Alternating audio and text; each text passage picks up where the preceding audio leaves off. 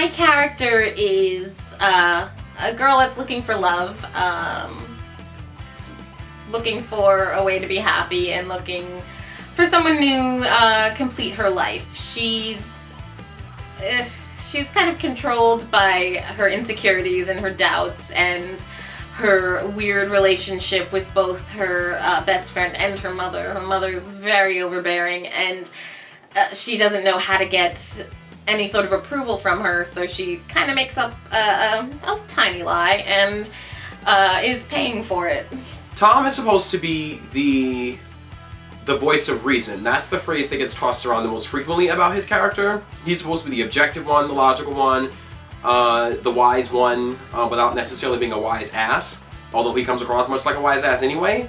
But that's his standpoint. He's the one who takes the step outside of the circle and goes, wow, has anyone really thought about what it is that we're actually doing? So he's the intellectual, so to speak.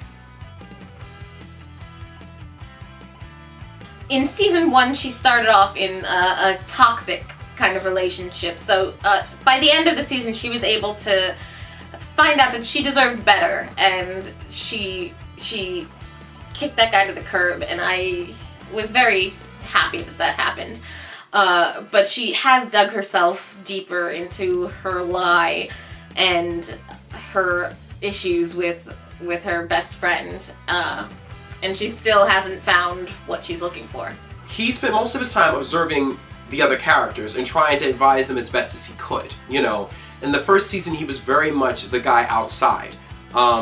You know, he was offering, his discerning judgment as best as he could. He was trying to offer practical advice that seemed fit for the, the well-being of his friends. But he was definitely someone who was always one step outside of the madness. I think she's both gotten stronger and a little bit more desperate.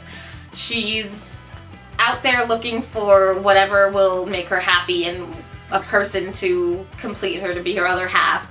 But she's still kind of not doing well on that course, because she's taking her hits and she's doing things that she probably shouldn't do in regards to how she's handling her mother and how she's handling her friends, and she's with people that she shouldn't be with, is what I think.